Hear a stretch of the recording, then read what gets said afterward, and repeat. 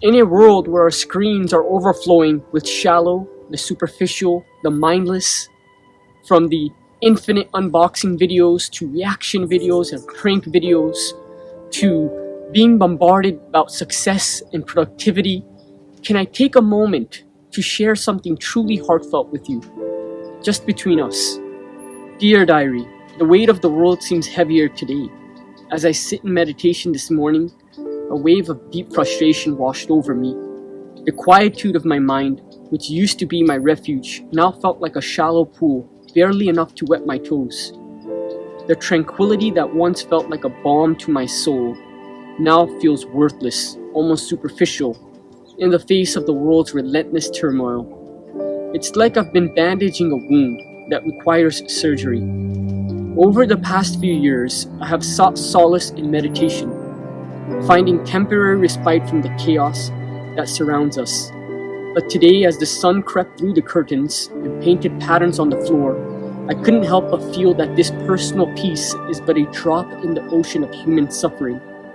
The news is a never-ending loop of conflicts, like the escalating tensions between nations that threaten to erupt into full-blown wars, natural disasters that leave thousands homeless and helpless, human rights violations where innocent lives are lost at the hands of those meant to protect them, and an alarming uptick in mass shootings, a violent plague that makes us afraid to send our kids to school. It seems as though we, as a species, are stuck in a cycle of self-destruction. And my heart aches with the desire to break free from this loop. I have devoted myself to self-improvement, hoping that by bettering myself I could somehow contribute to the betterment of the world. But the deeper I dive into my own psyche, the more I realize that the peace I find there is but a fleeting moment, a temporary balm for the soul that does little to alleviate the burdens of the world. It is as if I have been tending to a single tree while the forest burns around me. I find myself questioning the very essence of my practice today.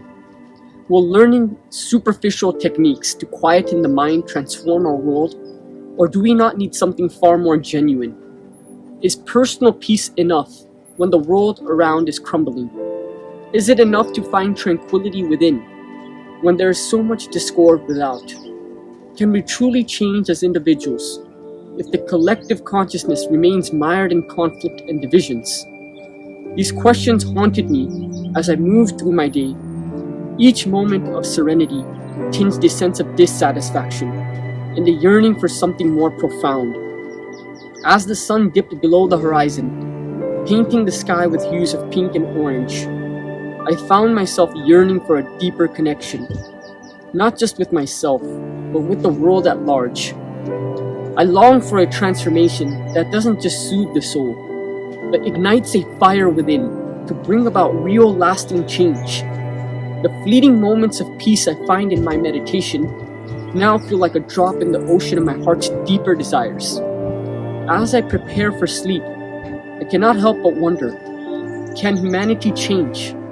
Can we break free from the cycle of self-destruction and truly build a world that is based on compassion, love, and collective well-being? Is this the writer's fancy dream? I don't have the answers, but I know that the journey begins with asking the right questions. With a heavy heart, Rajan. Can humanity change? And where do we actually begin? These are the questions that are haunting me every day. And I'm sure many of you watching this are also feeling the heaviness of the world more acutely these days.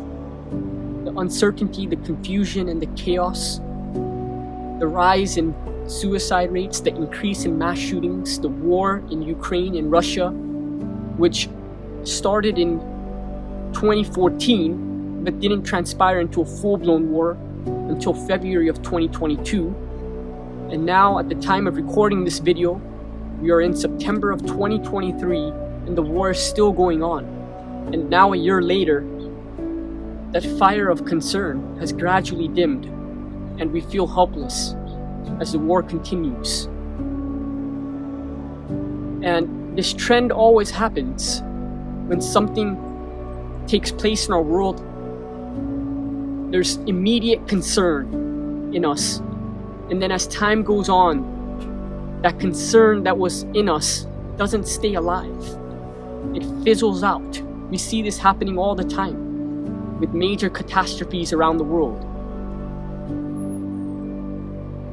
I will not present you with another gut-wrenching video of all the homelessness and the hunger around the world, and I will save you from the litany of grim statistics of crimes. We are at a pivotal point, and we no longer have the luxury of time. Our world is bleeding. We are on the brink. So how many of you are feeling frustrated by the lack of real lasting change? Maybe even furious. We no longer have the time to seize the day. It's about seizing our future. We stand at the crossroads with two paths forward. Either we can say that the challenges are too insurmountable and too great for individuals like you and I to really do anything, and continue to leave it to others, our elected officials, policymakers, the researchers, the experts, to figure it out, while we live our individual lives, go on and enjoy our personal pleasures, enjoy our families, our weekend gatherings. Or we can stand up to the challenges and we can find out if there is another way altogether, a radical action that is completely different than the accustomed ways we have learned to bring about real lasting change in our world. If you are still watching this video and you are still with me, I know that your choice is to step up to the challenge. Your choice is to find out if there is a different way forward, a different path to transformation, which will bring about real, lasting change and not just another fleeting movement. I know that you are someone who is seriously concerned, someone who wants to make an impact and a real difference. Because both you and I understand that our time here is nothing but a fleeting moment in the grand tapestry of time. And wealth, power, and worldly knowledge, none of these will hold any significance in the final reckoning. What will truly matter long after we've turned into dust, what will truly count and echo throughout the ages of time, is the effort that we made to unearth the core of our shared human struggles and allowing that understanding to liberate us. Our transformation will ripple across time and space. And that, my friend, will be our shared legacy, the testament to our shared journey for change. I've wandered across the pages of history and I've met some remarkable friends who have taught me that true revolutions, the ones that reshape our worlds, have started within. So let me share with you a few tales of a few friends from the past who transformed their inner worlds and left an enduring mark on our planet. Once a prince, immersed in luxury, my friend Siddhartha embarked on an inwards expedition, exploring the lanes of self-discovery. Imagine walking away from a life of luxury, like Buddha did, and venturing into the depths of the mind and unearthing enlightenment and sharing that light to the world. The Buddha story is not just one of sacrificing personal comforts and pleasures, but one of giving up royalty to discover something much more meaningful. His inner transformation has founded a religion and a philosophy that is promoting compassion and non-attachment. And then there was Jesus, a beacon of love and sacrifice. His teachings, deeply rooted in personal transformation, rewrote the course of our history. With over 5 billion copies sold, the Bible is one of the best-selling publications of all time. And let's not overlook the Bhagavad Gita, one of our spiritual and literary masterpieces. The Bhagavad Gita is a dialogue that takes place on a battlefield, but it is nothing but a vivid representation of the battle that goes on and the war that rages within each one of our own minds on a daily basis. It is an urgent call to recognize and win the inner battle first. Then we can reshape our society and the world we inhabit. In more recent times, we've witnessed giants carry the torch of change, echoing the same pressing message. True revolution starts within. Let's delve into their lives with the gravity and the urgency that their stories demand. Their lives are screaming at us to wake up and embrace the inner revolution. Think of Gandhi, a lawyer transformed into a beacon of non-violent resistance. His inwards revolution challenged and toppled an entire empire. His journey wasn't just about leading a nation to freedom, but it was also about cultivating the inner strength and the resiliency required in trying times. His message resonates with us now more than ever before, to be the change we wish to see. Ponder upon Mandela, who served 27 years in prison, which had a transformative effect, allowing him to nurture the capacity of forgiveness, reconciliation, and leadership, which were crucial in ending apartheid in South Africa. Think of Malcolm X, whose pilgrimage to the Mecca transformed his worldviews, one of more inclusive approach to civil rights, rather than the divisive ideologies he once touted. And now, I want to share with you, as a friend would, some raw and personal reflections, which I've come to understand through my own transformative journey. So many of us are attempting to create change externally without having undergone a profound inwards change.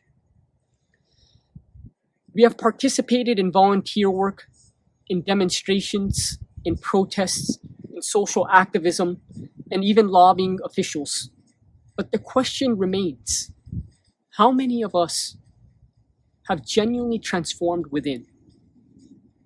Before we can shout for change, before we can lead movements, we must have a profound and radical inwards transformation.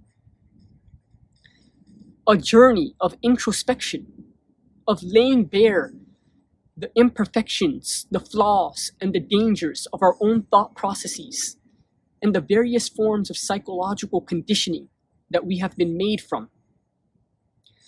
If you haven't done this inner work, then you run the risk of blissfully remaining unaware of how your own mind may be subtly inflicting more harm than good. Even if you consider yourself to be a well-intentioned and virtuous person, you may unknowingly be perpetuating the very cycles of human suffering that we are seeking to alleviate. How can we possibly instigate change without delving deep beyond the superficial layers and the surface layers to the core of our mental programmings, thereby revealing how our perspectives, our beliefs, values, ideals, and lifestyles are inadvertently perpetuating the cycles of human suffering?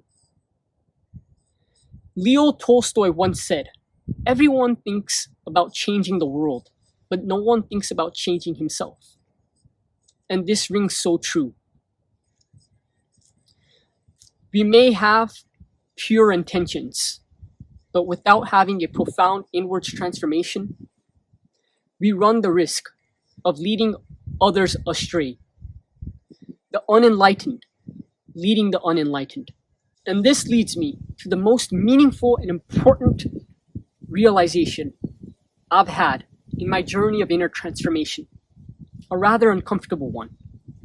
The crux of the world's dilemmas do not lie outside of us, but rather they lie inside each one of us. We ourselves are the fundamental issue. We have been shaped by the world, and each one of our minds is the product of the world we inhabit. And since the world is in chaos, dysfunction, and disorder, it inevitably follows that each one of our minds is likewise chaotic, disordered, and dysfunctional. And not a single person is excluded from this dysfunction. While many of us have grown skeptical and doubtful of those in power, the government, the authority figures, the big companies, few of us have become doubtful and skeptical of our own goodness, decency, and intelligence. The first step to sanity is to recognize your own insanity. Yes, we are the educated ones, equipped with knowledge, so much knowledge about our external world. Yet, we have not given this much time and energy to studying and learning about our inner world. Whatever little knowledge we have about our minds through psychology and science is secondhand, borrowed knowledge.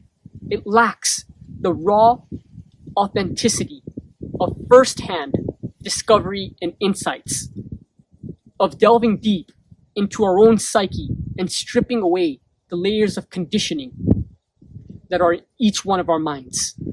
And this meaningful inward journey is called meditation.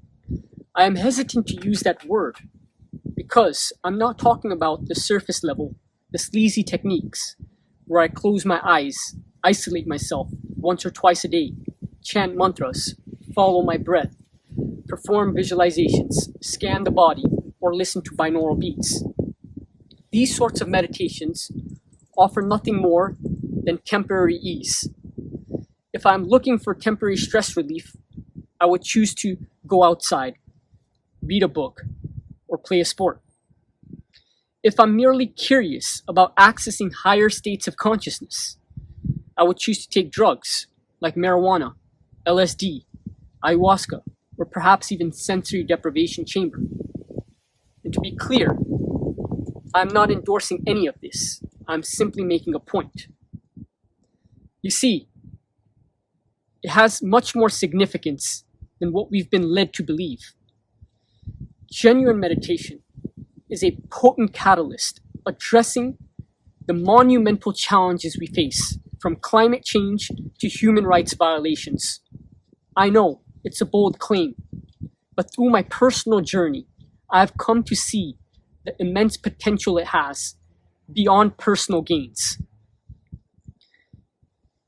Meditation is a tool, an instrument for change, a path for a revolution that starts inside and ripples outside, fostering connections and building a world based on empathy, understanding, and love.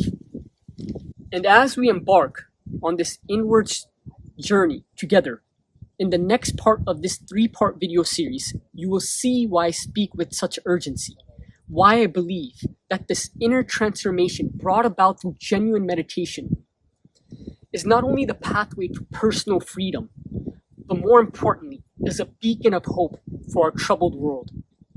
So stay with me, because what unfurls next has the power to redefine our collective existence.